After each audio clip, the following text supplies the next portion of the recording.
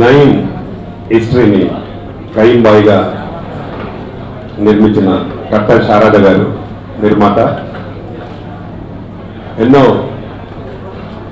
మంచి సినిమాల్ని అందించిన డైరెక్టర్ భరత్ గారు దీని డైరెక్టర్ గారు. సినిమా ఇక్కడికి అతిథులుగా వచ్చిన అంటే ఇందులో వన్ ఆఫ్ ది క్యారెక్టర్ చేసిన మా సుమన్ గారు. లొకేషన్కి వెళ్తే వారు సేమ్ ముస్లిం లాగానే ఉంది నేను అక్కడికి వెళ్ళినప్పుడు వారు.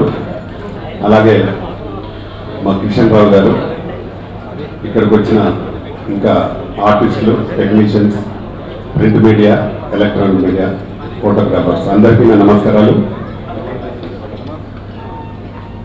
రాంబాబు నాకు చాలా మంచి మిత్రులు. చాలా రోజుల నుంచి మంచి ఫ్రెండ్షిప్ ఉంది వారితో. వారు మా తెలంగాణ ఫిలిం ఛాంబర్లో కూడా మెంబర్ అయి ఉన్నారు.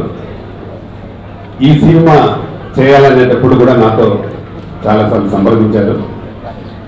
అంటే ఒక కొద్ది రోజుల క్రితమే ఈ క్యారెక్టర్ మనందరిలో 2 రాష్ట్రాలలో తెలిసిన వ్యక్తి కథ కాబట్టి డెఫినెట్గా ఇది ప్రేక్షకులు ఆదరిస్తారనే నమ్మకంతో రాంబాబు గారు అతనే నయీం క్యారెక్టర్ వేస్తూ ఇందులో హీరోగా తారక రత్న గారిని ఎన్నుకొని, అంటే ఏసీపీ క్యారెక్టర్ అని కూడా ఇప్పుడు మనం విజువల్ చూసినాం. చాలా బ్రహ్మాండంగా చేశారు వారు కూడా. ఈ సినిమా ద్వారా రాంబాబు మంచి ఆర్టిస్ట్గా, అలాగే ప్రొడ్యూసర్గా తారక రత్న గారికి మళ్ళీ ఒక మంచి బ్రేక్ వస్తుందని నమ్మకం నాకుంది. ఎందుకంటే ఈ సినిమా కోసం అందరూ ఎప్పుడు రిలీజ్ అయ్యాక చూడాలనే ఉద్దేశం ప్రేక్షకులు ఉన్నారు.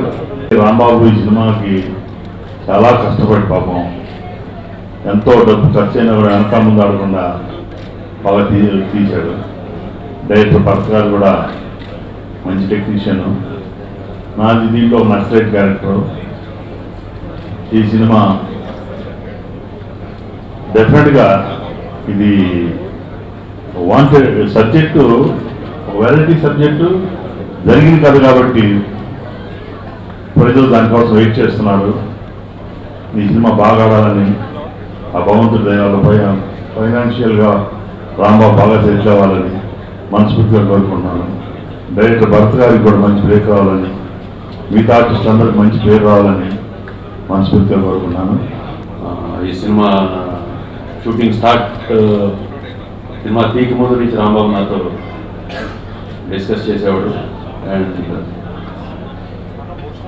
దీంట్లో మెయిన్ అట్రాక్షన్ ఏంటంటే Katta Rambabu resemblances Nayeem gangster who is been shot dead due to many reasons. ఆయన పోలికలు ఉండటం పక్కాగా మనిషి అడ్వాంటేజ్ అయింది. సో ప్రజెంట్ ఇంకా కూడా ఆ నయీం అనేది life history whatever it's been happened న్యూస్లో ఇంకా ఉంది. So it's a hot subject. ఇవాళ కూడా ప్రజల్లో నయీం గురించి పేపర్లో రాస్తూ ఉంటారు, అది జరిగింది అని. They cannot visualize. ఆ విజువల్స్ని పిక్చరైజ్ చేసి ప్రేక్షకుల ముందుకు తీసుకొచ్చినప్పుడు audience will definitely have an interest to see the film. కానీ చాలా మంచి ఫ్రెండ్లీ పర్సన్. ఆయన ఫేస్ చూస్తే ఎవరికి కోపం రాదు, అలా అందరినీ నవ్విస్తుంటాడు. నాన్ కాంట్రవర్షియల్ పర్సన్, అన్ని క్యాంప్స్లో ఉంటారు ఆయన. సో భరత్ గారు నాకు కూడా చాలా పాత మిత్రుడు. మనోజ్ గారు చెప్పినట్టు చాలా మంచి డైరెక్టర్, మంచి సినిమాలు చేశారు, మంచి వాల్యూ ఉన్న సినిమాలు చేశారు, మంచి స్టోరీ ఉన్న సినిమాలు చేశారు. సో నాకు ఫోన్ చేసి ఇట్లా నేను అప్పుడే ఈ ఇన్సిడెంట్ జరిగింది, సో ఇట్లా నయీం క్యారెక్టర్ నేను చేస్తానంటే నాకు తెలీదు. రాంబాబు నేను చెప్పాను పర్ఫెక్ట్ క్యారెక్టర్ కట్టా రాంబాబు అయితే కరెక్ట్ కదా, ఆయనే చేస్తున్నారు ఈ క్యారెక్టర్ అన్నారు. సో ఫస్ట్ ఏంటంటే ఈ సబ్జెక్ట్ డెఫినెట్లీ ఏంటంటే కొందరు తెలుసు, కొందరు తెలియదు. బట్ డెఫినెట్గా ఏంటంటే ఒక కొత్త స్టోరీ కాబట్టి దీన్ని చూడడానికి అందరికీ ఏంటంటే ఒక ఇంట్రెస్ట్ ఉంటుంది. ఏ సినిమా హిట్ అవ్వాలన్నా కథలో కొత్తతనం కానీ ఒక కొత్త కథ ఉంటే డెఫినెట్గా ఏంటంటే సినిమా రన్ ఉంటుంది. ఇది ఒక సెన్సేషనల్ స్టోరీ. అండ్ ఇక్కడ తెలంగాణలో కొందరికి ఈ విషయం తెలుసు, మిగిలిన ఏరియాస్లో కూడా ఏంటంటే డెఫినెట్గా ఏం జరిగింది అని ఒక క్యూరియాసిటీ మీద పిక్చర్కి మంచి ఓపెనింగ్స్ వస్తుంది నమ్మకం ఉంది. అండ్ డెఫినెట్లీ సినిమా బాగా ఆడుతుంది, ఎందుకంటే అన్ని ఇన్సిడెంట్స్ మీద బేస్డ్ కాబట్టి okay. So first of all ఈ సినిమాని ప్రొడ్యూస్ చేసిన శారద గారికి కంగ్రాచులేషన్స్, అండ్ డైరెక్టర్ భరత్ గారికి, కెమెరామ్యాన్ శ్రీధర్ గారికి, అండ్ ఈరోజు పెళ్లిగురుకు సురేష్ చంద్ర మ్యూజిక్ డైరెక్టర్. చాలా కష్టం, ఎందుకంటే ఇలాంటి సినిమాల్లో సిచ్యువేషన్స్లో కొన్ని సాంగ్స్ని కంపోజ్ చేయాలంటే మ్యూజిక్ డైరెక్టర్ కొంచెం కష్టపడాల్సి వస్తుంది. అండ్ బాగానే ఆడియో బాగానే చేశారు. So Banerjee said is got a long way, nothing to worry, all the best. And మెయిన్గా దీంట్లో టెక్నీషియన్ ఏంటంటే సినిమా బాగా ఉంటుందని నేను ఎంత నమ్మకం చెప్తానంటే ఎడిటర్ గౌతమ్ రాజు గారు ఉన్నారు. గౌతమ్ రాజు గారు మాకు ఎప్పటి నుంచో మాకు ఆయన ఎడిటర్గా పనిచేశారు.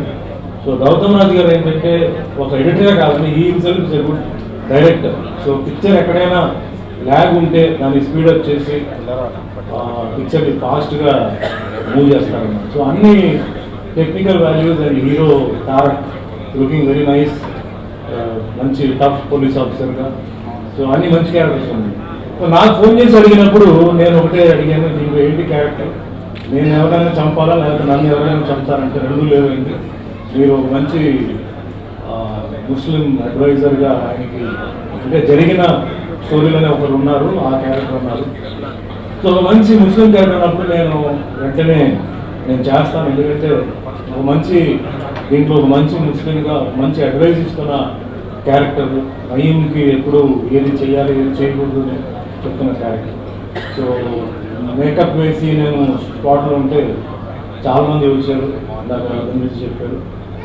గెటప్ చాలా బాగా సూట్ అయింది, అండ్ క్యారెక్టర్ కూడా ఒక మంచి క్యారెక్టర్ అది. సో ఈ నా క్యారెక్టర్ ఇచ్చినందుకు రాంబాబుకి, భరత్ గారికి థ్యాంక్స్. నేను సినిమా చేస్తున్నాను అన్నానంటే ఏం సినిమా చేస్తున్నాను, నయం సినిమా చేస్తున్నాను అన్నాడు. నయం సినిమా సబ్జెక్ట్ నీకెందుకే, ఏదైనా మంచి సినిమా తీసుకునేదాన్ని అన్నా. సినిమా తీయటం కాదు నేనే యాక్ట్ చేస్తాను అన్నాడు. నువ్వు నయంగా యాక్ట్ చేస్తాను కానీ నా హీరోనే నయంగా అనుకుంటాడు. నయంకి తేడా లేదు, చాలా మొత్తం అంత పర్సనాలిటీ సేమ్ అట్లాగే ఉంది. ఏదైనా కానీ చాలా ధైర్యం చేసి సినిమా తీశాడు. ఆయనకి ఈ సినిమా సక్సెస్ కావాలని, బాగా డబ్బులు రావాలని మనస్ఫూర్తిగా కోరుకుంటూ సెలవు చేస్తాను. ఈ సినిమా గురించి నేను మాట్లాడకుంటే సినిమా మాట్లాడుతుంది రిలీజ్ తర్వాత ఎక్కువ మాట్లాడదలుచుకోలేదు, ఎందుకంటే అందరూ చెప్పే విషయాలు బాగా తీసాం, కష్టపడ్డాం, ఎక్కడ కాంప్రమైజ్ అవ్వలేదు అని చెప్పాము. అవన్నీ కాదండి, డెఫినెట్గా రిలీజ్ తర్వాత ఇది చాలా పెద్ద హిట్ అవుతుంది, గట్టి నమ్మకంతో ఉన్నాను. రాంబాబు గారు సత్యమణి కట్టా శారదా చౌదరి గారు కానీ వారు నా మీద నమ్మకం పెట్టి చాలా పెద్ద అంటే ఈ క్యాస్టింగ్కి పెట్టే డబ్బు కాకుండా ఎక్కువ డబ్బు పెట్టి బాగా తీశారు సినిమా. డెఫినెట్గా ఇది సక్సెస్ అవ్వాలని, అవుతుందని గట్టి నమ్మకంతో సెలవు చేశాను. అక్కడి నుంచి మరి మానేసి కట్టా రాంబాబు గారు కయ్యంబాయి సినిమాని ఆడియో ఫంక్షన్ పిలవటం ఆనందదాయకంగా ఉంది. నేను మొట్టమొదటి కార్యక్రమం పాల్గొనడం ఇటువంటి ఎప్పుడు పాల్గొనలేదు. కావున సమాజానికి ఒక సినిమా అనేది మంచి మెసేజ్ ఇవ్వాలి, అది నెగిటివ్ నుంచి పాజిటివ్ తీసుకోవచ్చు. కాబట్టి ఈ సినిమా ద్వారా సమాజంలో ఎటువంటి చెడు ఉంటుంది, దాన్ని ఎలా ఎదుర్కోవచ్చు, ఎలా పరిసమాప్తి చేయవచ్చు అనే మంచి విషయాన్ని ప్రజలందరూ గ్రహిస్తారని కోరుకుంటూ ఈ సినిమా చక్కటి ప్రజా ఆదరణ పొంది విజయవంతంగా ముందుకు సాగాలని కోరుకుంటూ ఇది ఒక సక్సెస్ఫుల్ మూవీ అవుతుంది, తిరగలేదు. నేను దీంట్లో నయీం బ్రదర్ క్యారెక్టర్ చేశాను. That is also one of the major characters. Very good production, చాలా బాగా చేశారు టెక్నీషియన్స్ అందరికంటే ఆర్టిస్ట్గా ప్రొడ్యూసర్గా రాంబాబు చాలా కష్టపడ్డాడు. ఎక్కడ కాంప్రమైజ్ కాకుండా సినిమా తీశాడు. డెఫినెట్గా ఇది 100% సక్సెస్ అవుతుందని కోరుకుంటున్నాను. ఇట్లా నయం సినిమా చేస్తున్నాం అని ముందు వరకు చాలా నవ్వుతూ అట్లా ఉండేవారు, కానీ ఈ సినిమా చెప్పిన తర్వాత, ఈ సినిమా చేస్తున్నాం తర్వాత ఆయన చూడంగానే ఒక భయం స్టార్ట్ అయింది.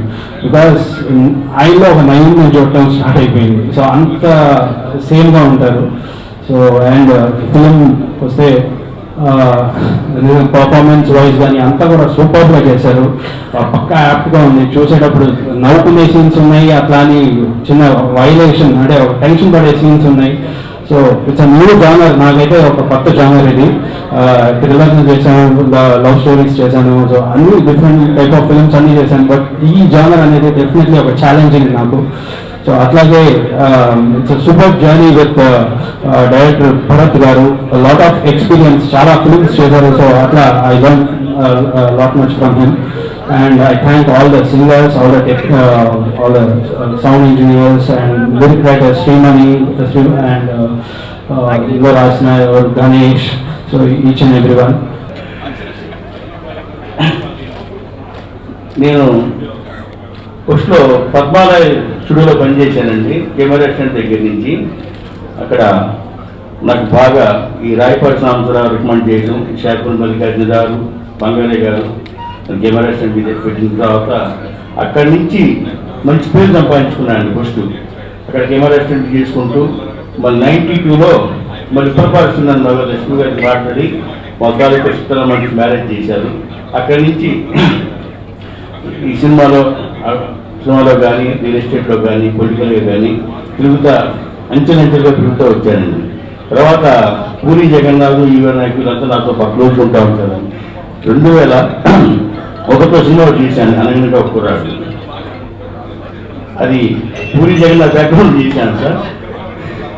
తర్వాత మళ్ళీ సినిమాలో ఒక 8 సంవత్సరాల దాకా అసలు సినిమా దగ్గరికి వెళ్ళలేదండి. రియల్ ఎస్టేట్ చేసుకుంటూ ఏదో నా పనులు చేసుకుంటా ఉన్నానండి. తర్వాత ఇదే నయం సినిమా చేయడానికి కారణం ఏంటంటే ఒక్కొక్క కారణం అండి.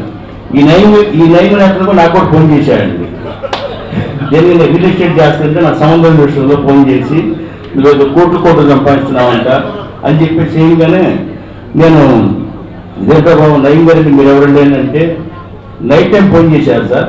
చేసినప్పుడు సార్ మీరెవరు నాకు తెలియదండి అంటే, ఏమిరా ఏం మాట్లాడుతున్నావు, మీరు బాగా 200 కోట్లు సంపాదించాను చిన్న నాకు సంబంధం లేదండి అంటే, అప్పుడు నయం అనేది నేను రివర్స్గా నేను తిట్టానండి.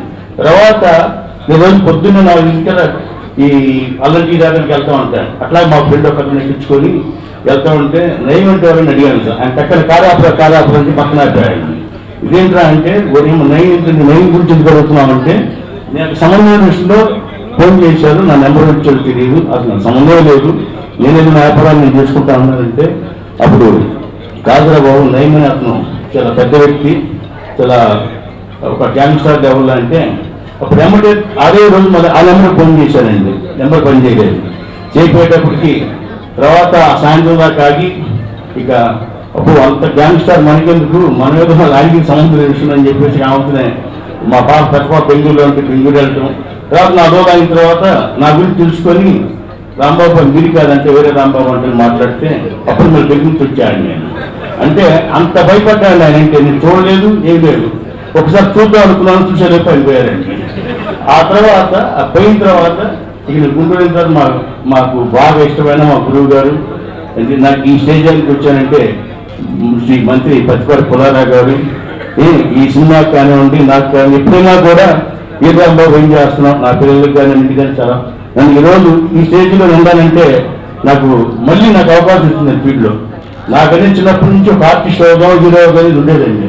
కానీ 40 సంవత్సరాలు 50 సంవత్సరాలు హీరో కాలేదండి.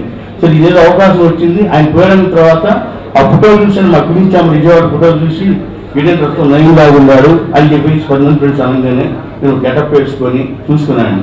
ఓహో నాకు ఇలాంటి అవకాశం దొరికింది, కనీసం ఈ సినిమా చేద్దాం అనుకుంటా ఉంటే రామ్ గోపాల్ గారు 3 పార్ట్లుగా నేను చేస్తాను అంటూ అనేటప్పటికీ 3 పార్ట్లుగా ఆయన చేయాలని చెప్పేసి ఇదే కథ అనుకొని భువనగిరికి అన్ని చోట్ల అసలు ఏం చేశాడు ఏంటని చెప్పేసి భర్త గారితో చేయడం, కథ తయారు చేయడం.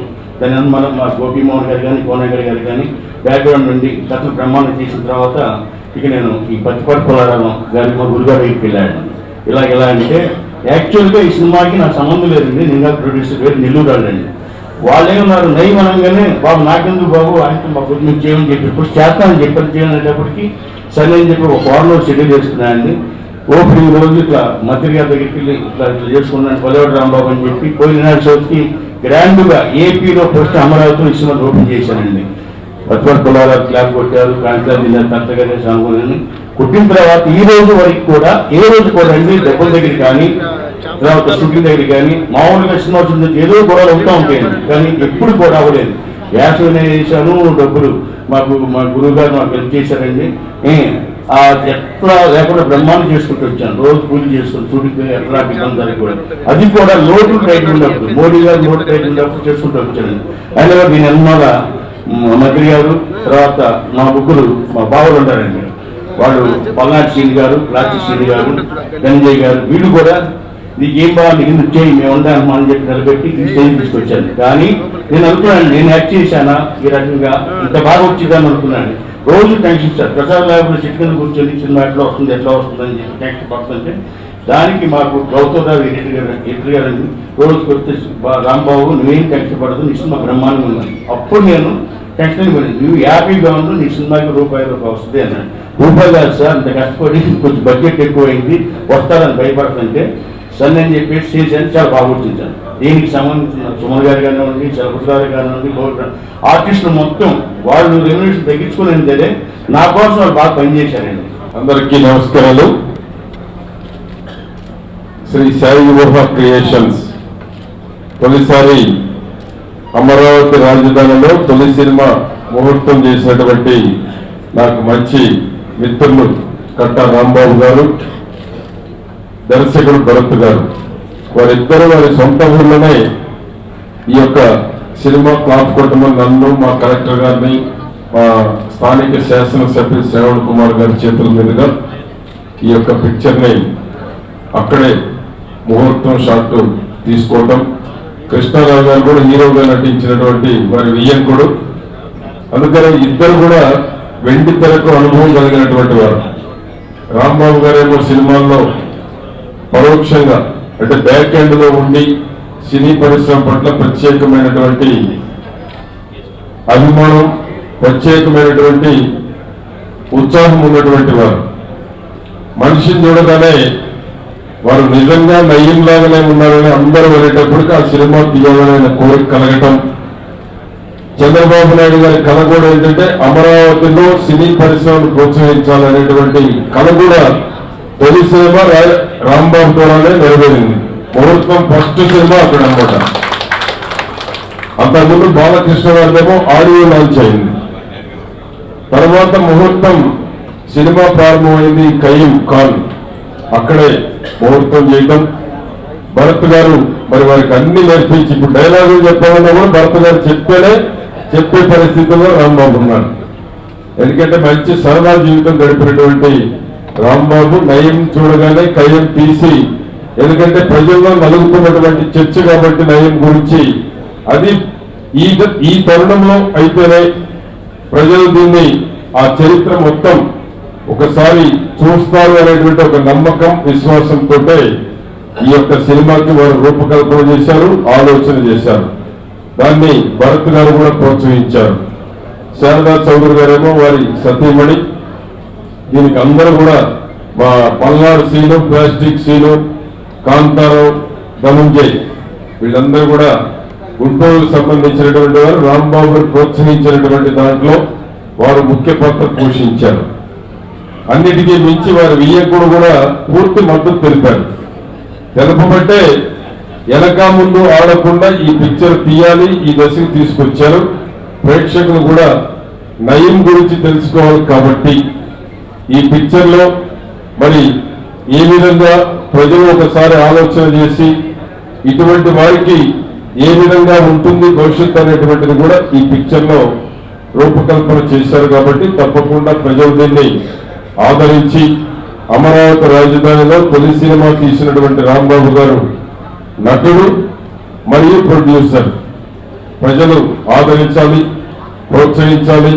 ఈ సినిమా తప్పకుండా సూపర్ హిట్ కావాలని నేను భగవంతుని కూడా కోరుకుంటూ, అమరావతిలో సినీ పరిశ్రమ ఎదగాలి అంటే ఇటువంటి చిన్న ప్రొడ్యూసర్లు, కొత్తగా వచ్చినటువంటి నటులు కూడా ప్రేక్షకులు కూడా ప్రోత్సహించాలని నేను కోరుకుంటూ ఆశిస్తూ మరొకసారి రాంబాబుకి, కృష్ణారావు గారికి, వెనకుండి నడిపినటువంటి పల్నాడు సీను, ప్లాస్టిక్ సీను అందరికీ పేరు పేరున శుభాకాంక్షలు తెలియజేసుకుంటూ సెలవు తీసుకుంటా ఉన్నాను. నమస్కారం. వచ్చు. సో ఈ సినిమా గురించి నేను చెప్పడం కన్నా చూసిన జనాలు చెప్తే బాగుంటుంది. వర్మ గారి సినిమా